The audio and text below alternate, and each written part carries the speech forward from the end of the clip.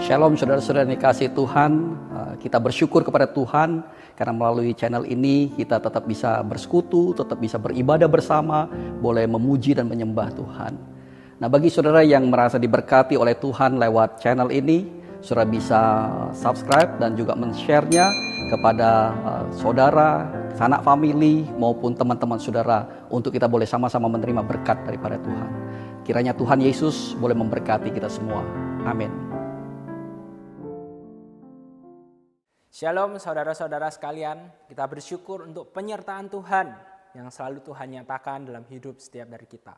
Anugerah demi anugerah dapat kita rasakan. Tidak terasa kita memasuki hari terakhir di bulan Maret 2021. Semuanya karena anugerah Tuhan.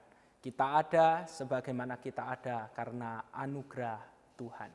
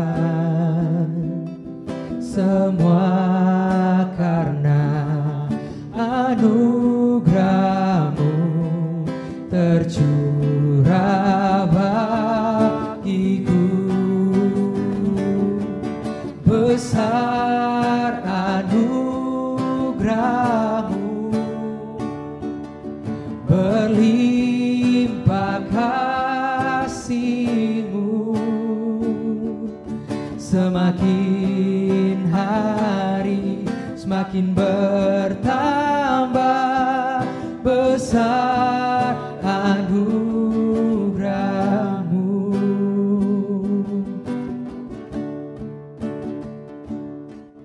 Ku hidup dalam skala kelimpahan, ku layak untuk melayani Tuhan. Semua karena anugerah-Mu tercurah bagiku. Besar anugerah-Mu, berlimpah kasih-Mu. Semakin hari semakin bertambah besar anugerah, besar anugerah-Mu, besar anugerah-Mu, berlimpah kasih-Mu. Semakin hari semakin bertambah besar anugerah-Mu, besar anugerah-Mu, besar anugerah-Mu.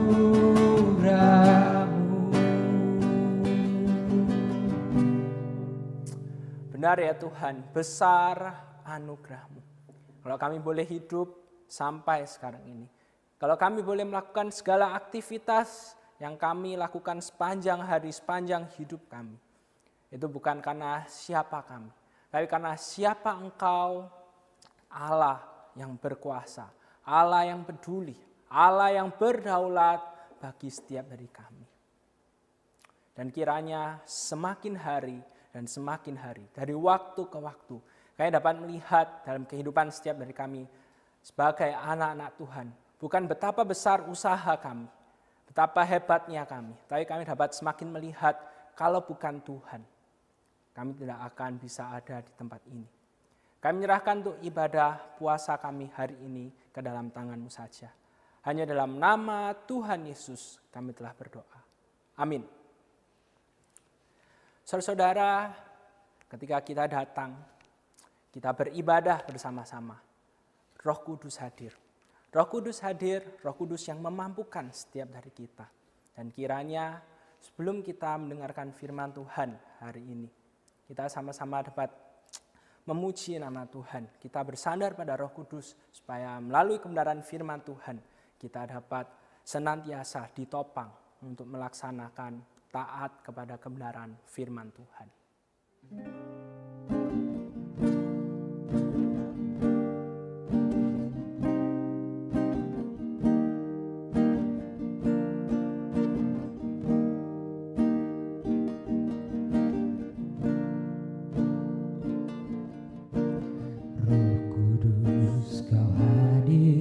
Di sini, Roh Kudus, ku mengasihi-Mu.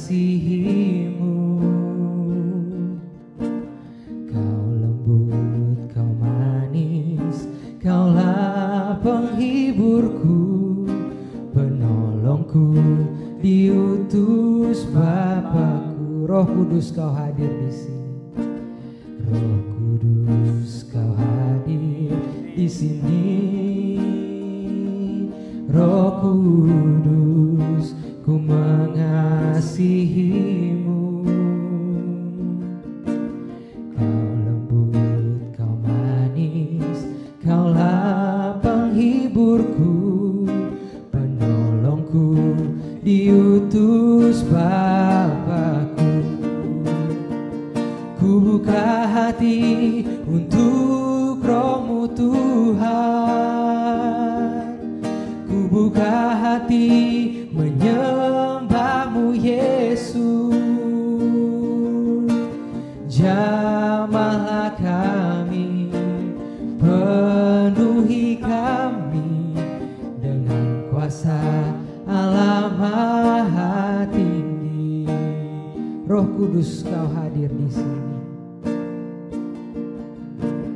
Roh Kudus, Kau hadir di sini. Roh Kudus, ku mengasihi-Mu.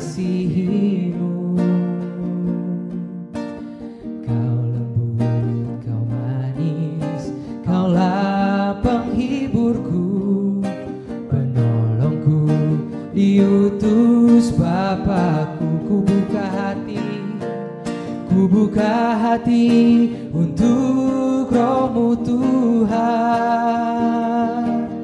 Ku buka hati menyembah-Mu Yesus.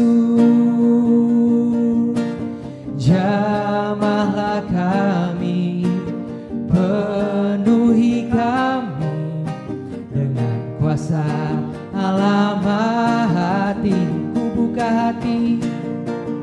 Ku buka hati untuk Roh-Mu Tuhan.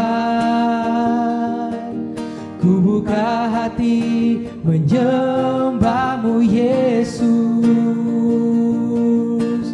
Jamahlah kami, penuhi kami dengan kuasa Allah Maha Tinggi. Dengan kuasa Allah Maha Tinggi. Dengan kuasa Allah Maha Tinggi. Mari sama-sama kita berdoa. Tuhan Allah Bapa kami yang bertahta dalam kerajaan surga, kami mengucap syukur untuk setiap puji-pujian yang boleh kami naikkan pada malam hari ini. Tuhan, kami mau menyerahkan untuk firman Tuhan yang sebentar lagi akan kami renungkan, akan sama-sama kami pelajari. Biarlah Roh Kudus yang menjamah setiap dari kami, sehingga setiap dari kami dapat membuka hati kami, menerima kebenaran firman Tuhan, siap untuk dikoreksi, siap untuk ditegur, sehingga pada akhirnya dalam anugerah Tuhan, kami dapat taat melakukan kebenaran firman Tuhan. Hanya dalam nama Tuhan Yesus kami telah berdoa. Amin. Shalom saudara-saudara semuanya, tidak terasa tahun 2021 bulan Maret ini kita sudah memasuki hari yang terakhir. Sekarang tanggal 31 Maret. Bagaimana kondisi saudara-saudara semuanya? Capek, lelah, excited, semangat, atau ya biasa-biasa saja? Saudara-saudara, hari ini tema renungan kita adalah aku yang lelah. Saudara-saudara, sebagai manusia, setiap dari kita ini tuh bukan hanya bisa lelah secara fisik, tetapi kita ini tuh bisa lelah secara mental, lelah secara rohani. Bahkan mungkin ada orang-orang yang begitu lelahnya dengan berbagai macam masalah, berbagai macam tantangan, berbagai macam tekanan di dalam hidupnya, sehingga pada akhirnya yang terjadi adalah mereka memilih untuk mengakhiri hidupnya. Saudara-saudara, pertanyaannya, apa yang saudara-saudara lakukan ketika saudara-saudara menjalani kehidupan saudara-saudara, khususnya selama 1 tahun ini dalam masa pandemi ini, 3 bulan menjalani tahun 2021. Apa yang akan saudara-saudara lakukan ketika saudara-saudara lelah dengan segala aktivitas yang begitu-begitu aja, tidak bisa kemana-mana, segala aktivitas dilakukan dengan sangat terbatas, kemana-mana harus menggunakan masker. Mungkin saudara-saudara sudah lelah dengan semuanya itu, capek dengan semuanya itu. Pertanyaannya, apa yang saudara-saudara lakukan ketika saudara-saudara merasakan semuanya itu? Hari ini kita akan sama-sama belajar dari kebenaran firman Tuhan. Seorang yang sudah lelah, sudah capek dengan kondisi hidupnya, mungkin dia sudah depresi, dia sudah hopeless, tidak tahu harus ngapain lagi. Tetapi di titik itu dia bertemu dengan Tuhan Yesus. Mari sama-sama kita membuka Alkitab kita dari Yohanes pasalnya yang ke-5. Yohanes pasalnya yang ke-5, ayat yang pertama sampai dengan ayat yang ke-9. Yohanes 5 ayat yang pertama sampai 9. Kalau kita semua sudah menemukannya, saya akan bacakannya buat setiap dari kita. Sesudah itu ada hari raya orang Yahudi dan Yesus berangkat ke Yerusalem. Di Yerusalem dekat pintu gerbang domba ada sebuah kolam yang dalam bahasa Ibrani disebut Bethesda. Ada 5 serambinya. Dan di serambi-serambi itu berbaring sejumlah besar orang sakit, orang-orang buta, orang-orang timpang, dan orang-orang lumpuh yang menantikan goncangan air kolam itu. Sebab sewaktu-waktu turun malaikat Tuhan ke kolam itu dan menggoncangkan air itu. Barang siapa yang terdahulu masuk ke dalamnya sesudah goncangan air itu menjadi sembuh, apapun juga penyakitnya. Di situ ada seorang yang sudah 38 tahun lamanya sakit. Ketika Yesus melihat orang itu berbaring di situ, dan karena ia tahu bahwa ia telah lama dalam keadaan itu, berkatalah ia kepadanya, "Maukah engkau sembuh?" Jawab orang sakit itu kepadanya, "Tuhan, tidak ada orang yang menurunkan aku ke dalam kolam itu apabila airnya mulai goncang. Dan sementara aku menuju ke kolam itu, orang lain sudah turun mendahului aku." Kata Yesus kepadanya, "Bangunlah, angkatlah tilammu dan berjalanlah." Dan pada saat itu juga sembuhlah orang itu. Lalu ia mengangkat tilamnya dan berjalan. Tetapi hari itu hari Sabat. Saudara-saudara, perenungan firman Tuhan kita malam hari ini yang terambil dari Yohanes 5 ayat yang pertama sampai 9. Saya pikir ini adalah kisah yang sangat familiar sekali. Bagaimana ada orang yang sudah lumpuh selama 38 tahun di dalam hidupnya. Dan dia tidak bisa ngapa-ngapain lagi. Dia mungkin juga sudah melakukan berbagai macam usaha dalam hidupnya. Tapi dia juga tidak bisa apa-apa. Semua usaha yang dia lakukan itu menemui jalan buntu. Sampai pada akhirnya yang kita lihat adalah dia tidur di kolam Bethesda itu, di pinggiran kolam Bethesda itu. Selama 38 tahun dia berada di situ dan dia sudah tidak tahu harus ngapain lagi.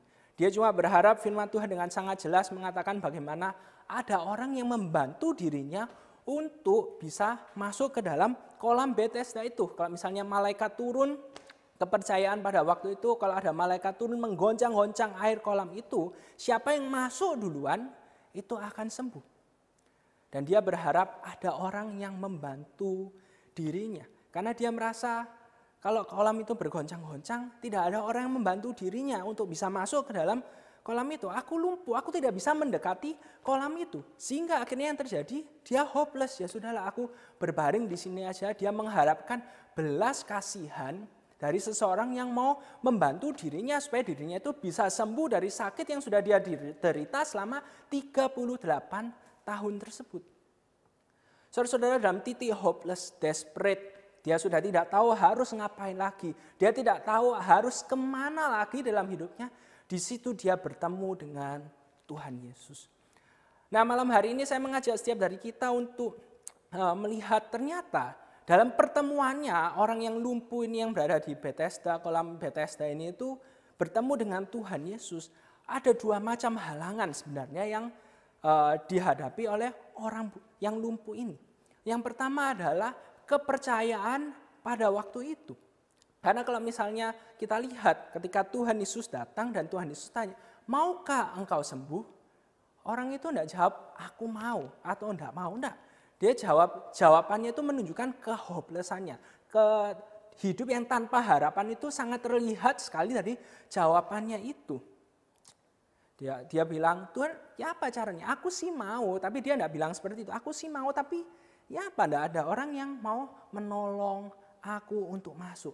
Jadi pertanyaan yang Tuhan Yesus ajukan itu mestinya seharusnya itu bukanlah pertanyaan yang perlu dia jawab. Karena pasti jawabannya mau, aku mau. Tapi masalahnya adalah seperti ini. Masalahnya tidak ada yang menolong aku untuk masuk ke dalam kolam tersebut. Itu adalah halangan yang pertama. Jadi kepercayaan yang dia dengarkan di sekitar kolam itu, kalau kamu nyemplung, kamu bisa sembuh. Kalau kolamnya goncang, kamu nyemplung, kamu bisa sembuh. Dan itu terus-menerus dia percayai, dia pikirkan, dia renungkan di dalam hidupnya selama 38 tahun ketika dia sakit lumpuh itu. Dan ketika dia bertemu dengan Tuhan Yesus, dia tidak bisa melihat betapa besar Tuhan Yesus yang berkuasa dalam hidupnya itu. Dia cuma melihat, Tuhan, masalahku ini tuh terlalu besar. Aku tidak bisa menyelesaikan permasalahan ini. Soalnya tidak ada orang yang mau berbelas kasih, tidak ada orang yang mau membantu hidupku ini. Lalu halangan yang kedua. Yang menarik kalau misalnya kita melihat teks Yohanes pasal yang kelima ayat 1-9.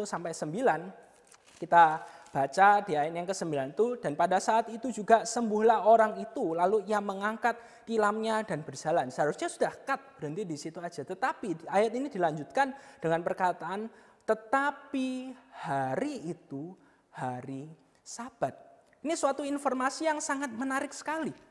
Bagaimana orang-orang Yahudi pada waktu itu percaya kalau hari Sabat mereka itu tidak boleh melakukan berbagai macam aktivitas yang sangat berat sekali. Apalagi ahli-ahli Taurat, orang-orang Farisi pada waktu itu membuat banyak sekali peraturan-peraturan. Hari Sabat kamu tidak boleh ini, tidak boleh itu. Kamu cuma boleh melakukan ini sekedar segini aja. Dan termasuk mengangkat tilam itu adalah kegiatan yang tidak boleh dilakukan pada hari Sabat. Saudara, ketika kalau misalnya ya kita bayangin, Tuhan Yesus bilang, angkatlah tilammu dan berjalanlah. Kalau orang yang lumpuh itu tidak punya iman dengan apa yang dikatakan, yang diperintahkan oleh Tuhan Yesus itu, sebenarnya dia bisa berkata, loh Tuhan, tapi orang-orang Farisi loh, ngomongnya aku tidak boleh angkat tilam pada hari Sabat. Ahli-ahli Taurat tidak boleh. Nanti kalau aku dimarahin gimana? Kalau dia memikirkan itu, dia bisa saja memberikan alasan itu. Tapi di sini kita bisa melihat bagaimana orang tersebut beriman kepada Tuhan Yesus. Pada apa yang dikatakan oleh Tuhan Yesus. Dan yang berikutnya, observasi yang dapat kita lihat lagi adalah kalau misalnya kita melihat dalam Yohanes 5 ayatnya yang ke-6. Di sana dikatakan demikian. Ketika Yesus melihat orang itu berbaring di situ dan karena ia tahu bahwa ia telah lama dalam keadaan itu, berkatalah ia kepadanya, maukah engkau sembuh? Saudara-saudara, coba kita lihat ya garis bawahi kata karena ia tahu. Ketika Tuhan Yesus itu memperhatikan setiap dari kita. Ketika Tuhan Yesus itu care dengan setiap dari kita. Tuhan Yesus itu care bukan karena tidak tahu terus dia mau cari tahu, kamu itu kenapa sih? Enggak. Tuhan Yesus itu tahu apa yang sedang kita alami. Tahu kondisi kita itu seperti apa. Dan ketika Tuhan Yesus datang kepada setiap dari kita, ketika Tuhan Yesus ini tuh mendekat kepada setiap dari kita, Tuhan Yesus mau memberikan pertolongannya buat setiap dari kita. Dan itulah yang terjadi dalam kehidupan orang yang lumpuh selama 38 tahun itu. Saudara-saudara, saya tidak tahu kondisi setiap dari kita ini tuh bagaimana sekarang ini. Masuki bentar lagi besok kita akan menjalani bulan yang keempat di tahun 2021 ini. Saya merasa tahun 2021 ini menjadi tahun yang sangat berbeda sekali. Karena bulan demi bulan meskipun tidak terasa. Tetapi banyak sekali orang-orang itu nuansanya itu berat menjalani hari demi hari di tahun 2021 ini. Karena ada banyak sekali ketidakpastian yang dialami, yang dirasakan oleh orang-orang bukan hanya di Indonesia tetapi di seluruh dunia. Ada banyak sekali ketidakpastian yang dijalani oleh orang-orang yang hidup saat ini. Mereka tidak tahu kapan pandemi ini akan berakhir. Apakah setelah divaksin semuanya akan aman-aman aja. Mereka semuanya tidak tahu, tidak ada yang tahu apa yang akan terjadi ke depan itu. Dan mungkin ada banyak sekali orang-orang yang sudah lelah menjalani kehidupan mereka. Mungkin lelahnya ada yang lelah, menjadi akhirnya khawatir.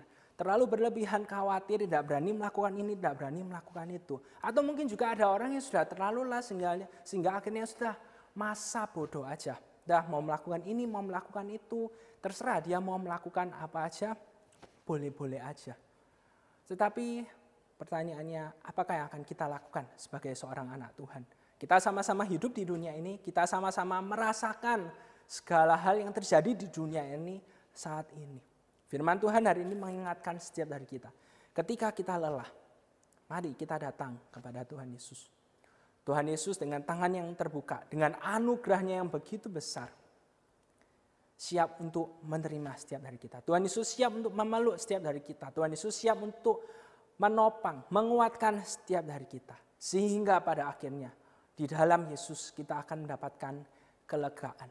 Kita taruh rasa lelah kita itu di dalam diri Tuhan Yesus. Dan Tuhan Yesus akan menopang setiap dari kita. Kita akan merasakan kekuatan, damai sejahtera, sukacita.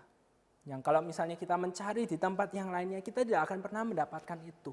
Kita akan selalu merasa ada yang kurang. Apa ini yang kurang? Kita tidak akan pernah merasakan kepuasan yang sejati itu. Tapi ketika kita bertekuk lutut di hadapan Tuhan Yesus, kita datang ke dalam Tuhan Yesus, kita menerima anugerah Tuhan Yesus yang begitu besar itu, maka saya jamin setiap dari kita akan merasakan kepuasan, kelegaan, sukacita, dan damai sejahtera. Amin. Mari sama-sama kita berdoa. Tuhan Allah Bapa kami yang bertahta dalam kerajaan surga, kami bersyukur jika kami boleh merenungkan kebenaran firman Tuhan pada malam hari ini. Biarlah kebenaran firman Tuhan ini mengingatkan setiap dari kami. Ketika kami merasa lelah, kami bisa datang kepada Tuhan Yesus. Ajarlah setiap dari kami ketika kami menghadapi masalah, kami sudah kelelahan, kami tak hanya melihat ke dalam diri kami sendiri atau hal-hal yang ada di dunia ini, tapi kami datang kepadamu. Karena kami tahu dalam anugerah-Mu itu, Engkau akan menguatkan setiap dari kami. Anugerah-Mu itu yang akan memampukan setiap dari kami untuk terus melangkah menjalani hidup hari demi hari. Bapa di surga, kami juga mau berdoa menyerahkan untuk bangsa negara kami, negara Indonesia. Kami bersyukur jika kami boleh lahir, tinggal, bertumbuh, bekerja, sekolah di negara Indonesia ini. Kami tahu negara Indonesia pada saat ini juga mengalami pandemi COVID-19. Dan kami mau menyerahkan permasalahan ini ke dalam tangan-Mu saja. Karena kalau tidak ke dalam tangan-Mu, kami tidak tahu kami harus menyerahkan ini ke dalam tangannya siapa. Kami manusia yang terbatas. Semakin kami tahu betapa terbatasnya kami akan semakin depresi. Kami akan semakin ketakutan. Tapi ketika kami tidak melihat betapa terbatasnya kami, tapi kami melihat betapa besar kuasa-Mu dalam kehidupan setiap dari kami. Di situ kami memiliki harapan.